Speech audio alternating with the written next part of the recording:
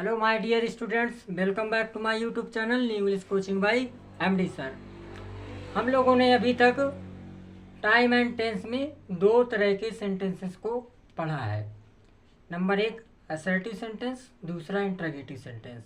आज हम पढ़ने जा रहे हैं इम्परेटिव सेंटेंस। अब इम्परेटिव सेंटेंस क्या होता है, इससे पहले आप लोगों से मेरा ये निवेदन है, यदि आप लोगों ने मेरे पिछले वीडियो ना देखे हों तो उनको ज़रूर से ज़रूर देख लें। तो आइए हम बिना देरी किए हुए इम्परेटिव सेंटेंस के बारे में जानते हैं कि क्या होता है, इम्परेटिव सेंटेंस के वाक्यों को कैसे ट्रांसलेट किया जाता है। इन सारी चीज़ों के बारे में आज पढ़ने वाले हैं। तो let's start the session without wasting any time. Imperative sentence Hindi में इसको कहते हैं आज्ञा सूचक वाक्य। आज्ञा सूचक वाक्य। अब इसकी परिभाषा क्या होगी, इसके बारे में जानते हैं।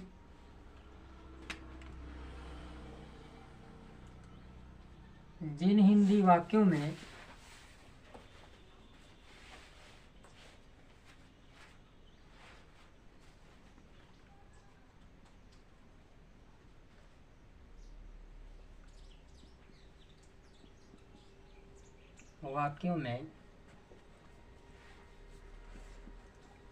आज्ञा,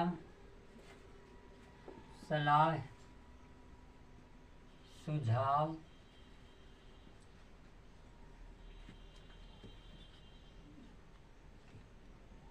प्रस्ताव, प्रार्थना,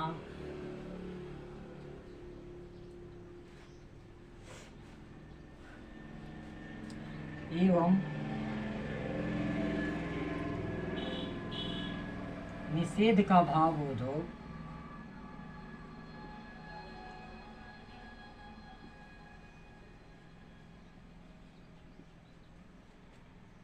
उसे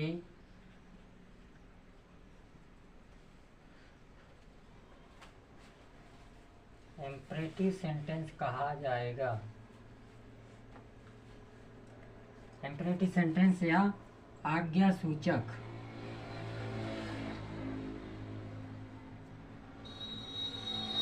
वाक्य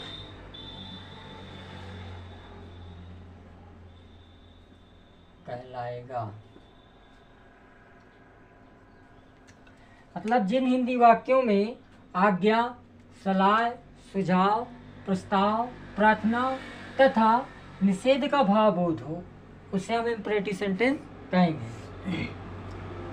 इसके कुछ पॉइंट होते हैं। वो पॉइंट क्या होते हैं कि इम्परेटिव सेंटेंस को हम कैसे प्रूव करेंगे। ऐसे वाक्यों में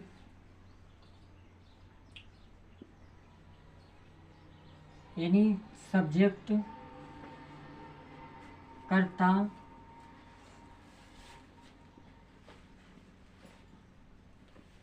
यू छिपा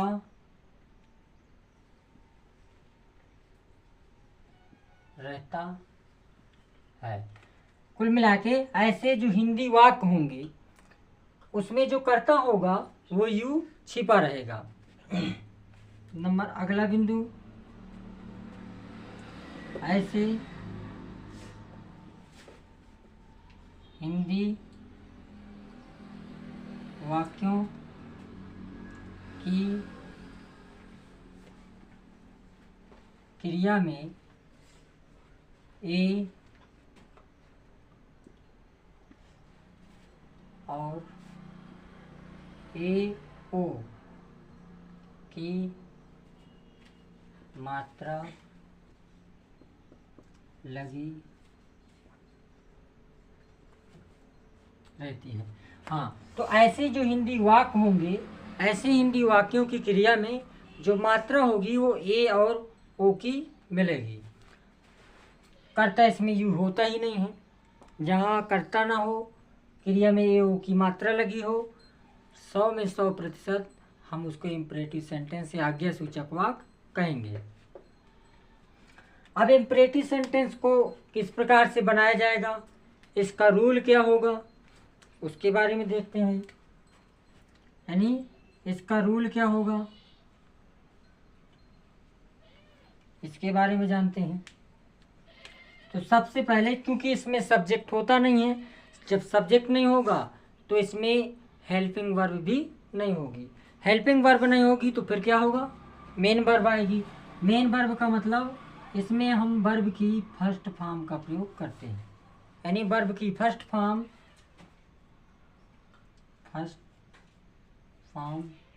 plus object plus other word, ये इसका बनाने का रूल है। वर्ब की फर्स्ट फॉर्म का प्रयोग करेंगे, ऑब्जेक्ट रहेगा और अदर वर्ड रहेगा। क्रिया की पहली अवस्था कर्म और अन्य सब, इसकी सहायता से हम वाक्य को ट्रांसलेट कर लेंगे। अब जो है हम एग्जाम्पल की सहायता से समझेंगे कि हिंदी वाक्यों को किस प्रकार से ट्रांसलेट किया जाएगा। फॉर एग्जाम्पल, जैसे हम कहते हैं पुस्तक पढ़ो,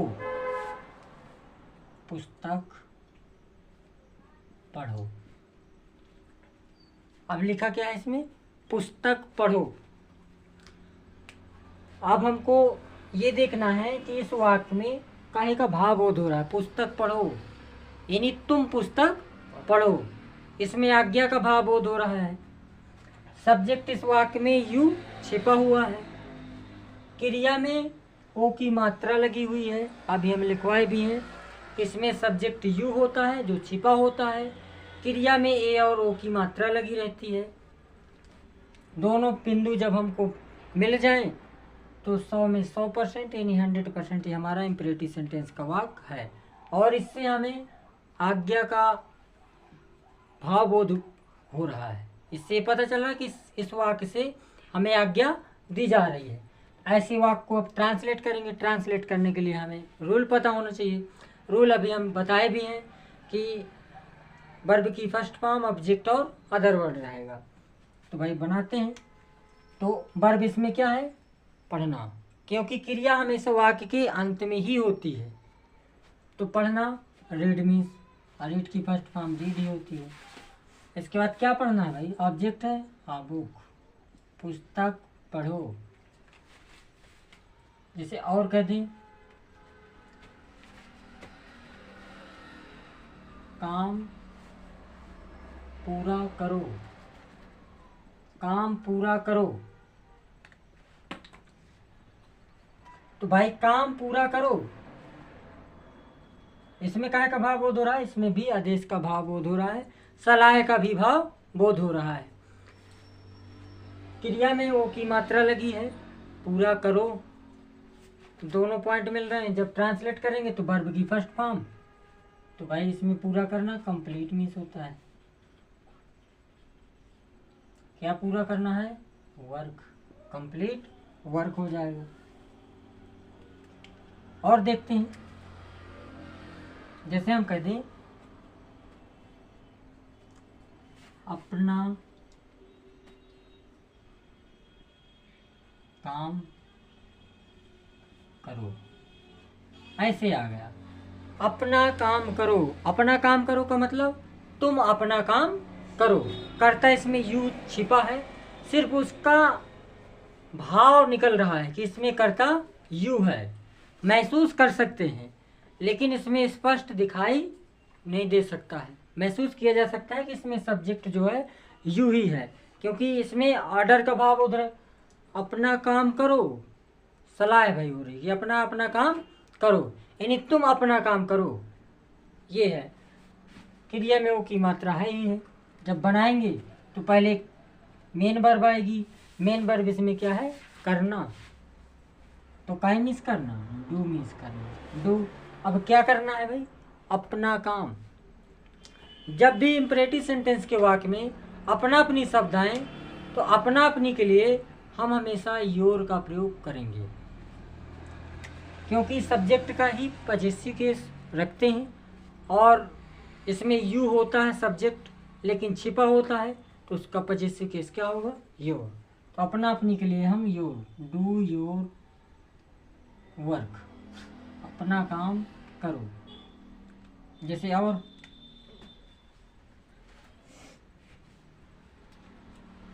उसे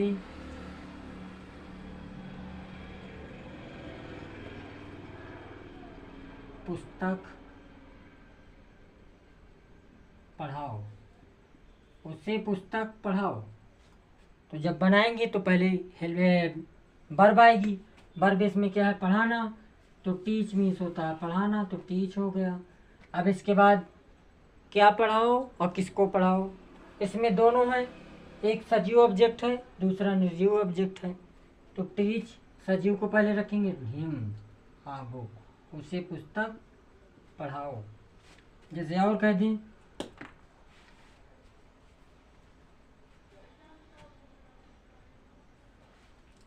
अपना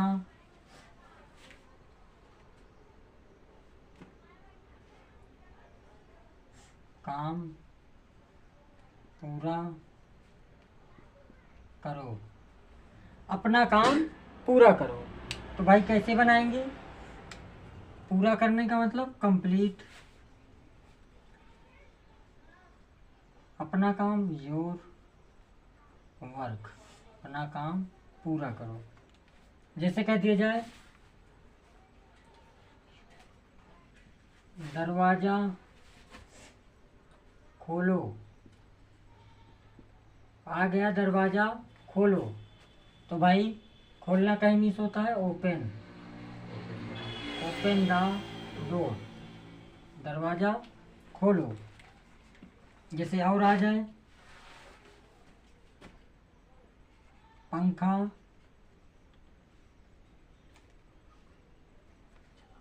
बंद करो, पंखा बंद करो। तो बंद करना switch off, switch off the fan. जैसे आ जाए लाइट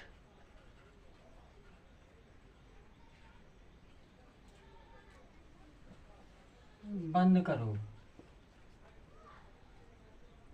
तो लिखेंगे स्विच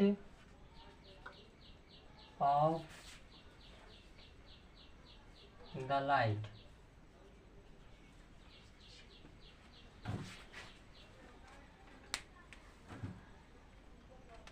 हाँ तो भाई कुछ अब एडवर्ब ऑफ टाइम ऐसे होते हैं जो क्रिया से पहले यूज किए जाते हैं। वो एडवर्ब ऑफ टाइम कौन कौन से होते हैं उनके बारे में भी जानते हैं। यानी हम लिख सकते हैं कुछ ऐसे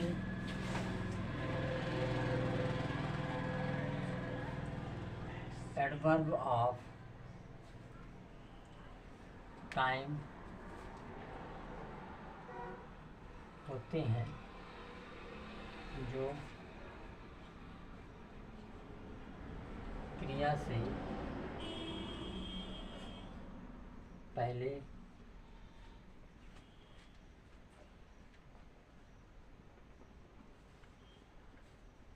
आते हैं। यानी कुछ ऐसे एडवर्ब ऑफ टाइम होते हैं जो क्रिया से पहले प्रयोग किए जाते हैं, जो क्रिया से पहले आते हैं या प्रयोग किए जाते हैं। वे एडवर्ब ऑफ टाइम कौन कौन से हैं उनके बारे में हम जान लेते हैं। नंबर एक तो है आप लोगों का ऑलवेज।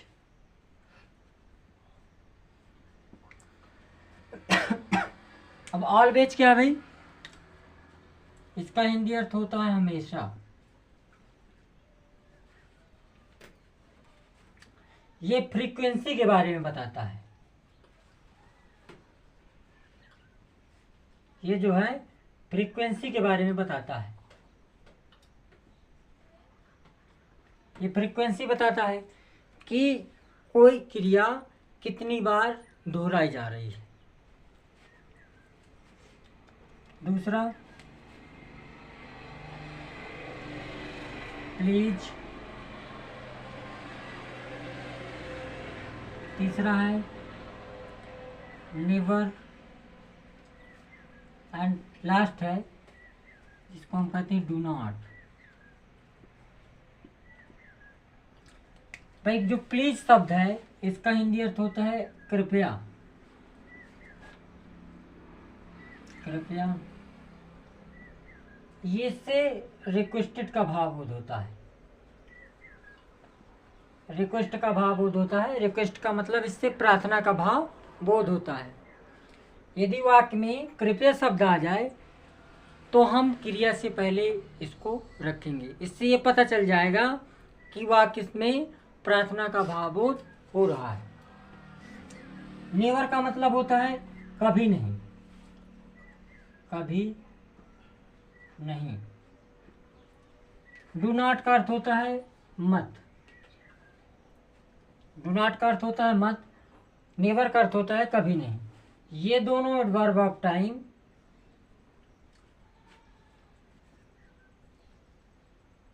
निगेटिव सेंस देते हैं, नकारात्मकता का भाव बोध कराते हैं, निषेध का भाव बोध करवाते हैं, यानी इनसे निगेटिव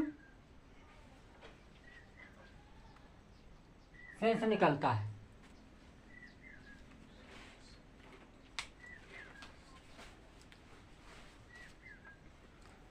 अब एग्जाम्पल देखते हैं। एग्जाम्पल जैसे हम कहते हैं हमेशा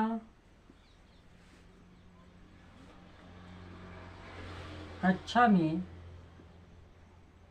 हमेशा कक्षा में प्रथम स्थान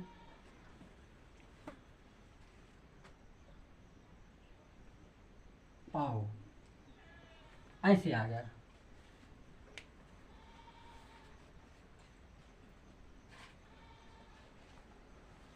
हमेशा कक्षा में प्रथम स्थान पाओ।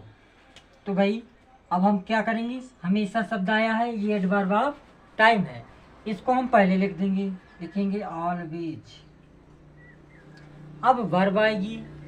वर्ब इसमें क्या है, प्रथम स्थान पाना। पाना का मतलब गेट, गेट प्रथम स्थान, फर्स्ट।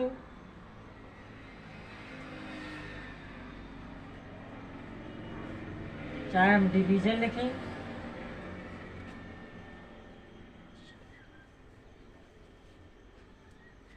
या हम स्टैंड भी लिख सकते हैं। फर्स्ट स्टैंड कहाँ भाई प्रथम स्थान पाए, कक्षा में, इन क्लास,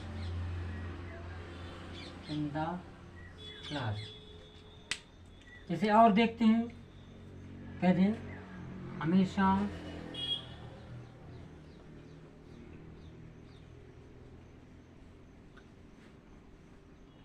गरीबों की मदद करो। हमेशा गरीबों की मदद करो। इससे क्या हो रहा है, हमेशा शब्द ये फ्रीक्वेंसी बता रहा है कि जब भी तुम्हारा जितने दिन तक आप लोगों का जीवन चले, आप गरीबों के मसीहा बने रहें, आप गरीबों की हमेशा हेल्प करते रहें। जब बनाएंगे तो हम लिखेंगे ऑलवेज। इसके बाद वर्ब इसकी क्या है, मदद करना, help. Always help the poor, गरीबों की मदद करो। हाँ तो भाई और एग्जाम्पल देखो। जैसे हम कहते हैं कृपया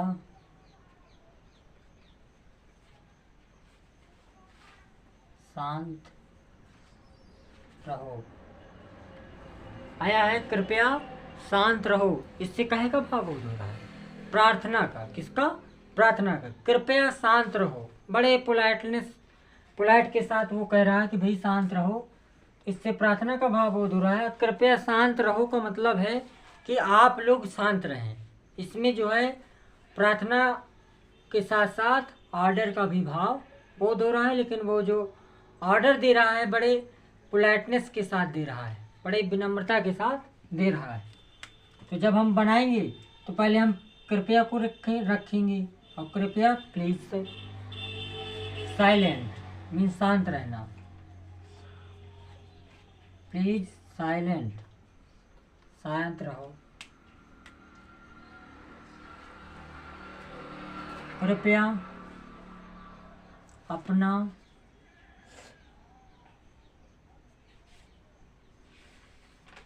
पेन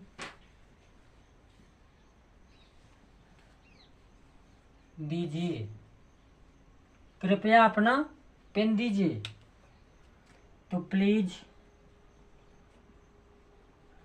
देना गिव मीन्स होता है, प्लीज गिव क्या दीजिए, अपना पेन यानी योर पेन। और आ जाए, कृपया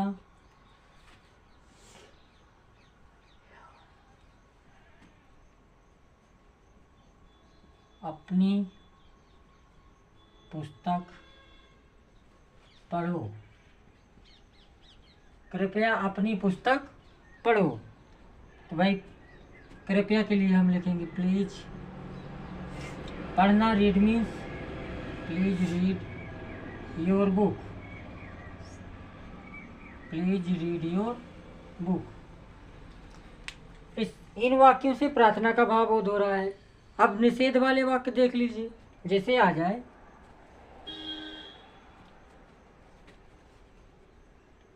धूप में मत खड़े हो, लिखा है धूप में मत खड़े हो। भाई इसमें देखो मत शब्द आया है, मत, और मत शब्द निषेध का भाव बोध कराते हैं। और मत शब्द के लिए कि जो अंग्रेजी वर्ड होगा वो क्या होता है, डू नॉट। क्या होगा, डू नॉट। तो मत के लिए हम पहले लिख देंगे डू नॉट, क्योंकि एडवर्ब ऑफ टाइम ऐसे हैं जिन्हें क्रिया से पहले रखना होता है। तो मत के लिए हम लिख देंगे डू नॉट। इसके बाद वर्ब, वर्ब क्या है, खड़ा होना। तो स्टैंड मीन्स होता है खड़ा होना, stand. But do not stand, कहाँ नहीं खड़ा होना है, धूप में। मे के लिए इन द, धूप मीन्स होता है का मतलब होता है सनशाइन। तो do not stand in the sunshine. और देखते हैं, अपना समय बर्बाद मत करो। लिखा है अपना समय बर्बाद मत करो। जब बनाएंगे तो भाई मत शब्द आया है, तो हम लिखेंगे डू नॉट। अब बर्बाद करना, वेस्ट मीन्स होता है बर्बाद करना, WASTE, डू नॉट वेस्ट। इसके बाद अपना समय, अपना अपनी के लिए लिखेंगे your time, do not waste your time. यदि ऐसे आ गया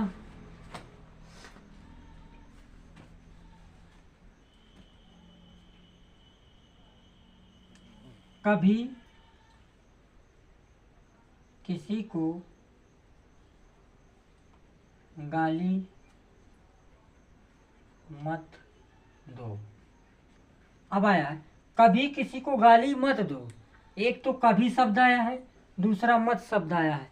इससे ये पता चलता है कि इसमें ये बताया जा रहा है कि कभी नहीं किसी को गाली देना है। जब कभी नहीं दोनों का भाव बोध हो रहा है तो हम डू नॉट की जगह किसका प्रयोग करेंगे, नेवर का। कभी और मत दोनों शब्द आ जाए तो हम डू नॉट की जगह नेवर का प्रयोग करेंगे, पहले भी लिखवा चुके हैं नेवर। अब गाली देना, एब्यूज मीन्स, नेवर एब्यूज किसी को, एनीबॉडी, नेवर एब्यूज एनीबॉडी, कभी किसी को गाली मत दो। हाँ तो और देखो भाई,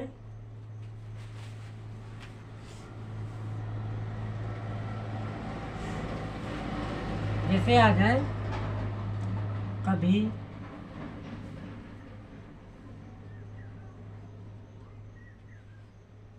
किसी से झूठ मत बोलो। कभी किसी से झूठ मत बोलो। तो कभी शब्द आया है, मत शब्द भी आया है, तो हम क्या लिखेंगे? नेवर। अब इसके बाद बोलना का मिस होता है टेल मी।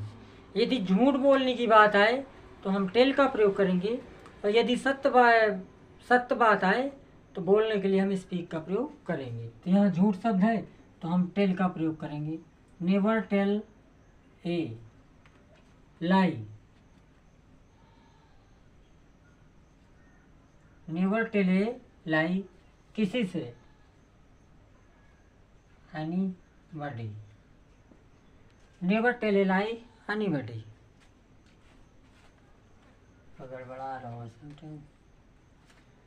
आई भाई। कभी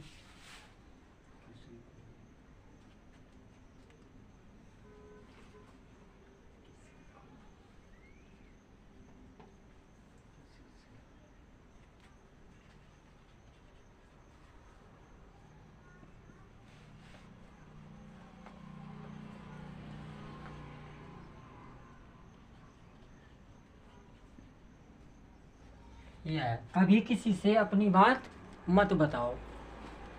तो भाई कभी और मत शब्द आया है तो हम किसका प्रयोग करेंगे? नेवर। इसके बाद tell your matter. Never tell your matter anybody. तो भाई never tell your matter anybody, कभी किसी को अपनी बात मत बताओ। आई होप आप लोगों को समझ में आया होगा। यदि आपको समझ में आया है तो वीडियो को लाइक करें। यदि चैनल में पहली बार आए हैं तो सब्सक्राइब कर लीजिए। बेल आइकन को ज़रूर ऑन कर लें ताकि हर एक वीडियो का नोटिफिकेशन आप तक पहुंच सके। So thank you so much. Take care.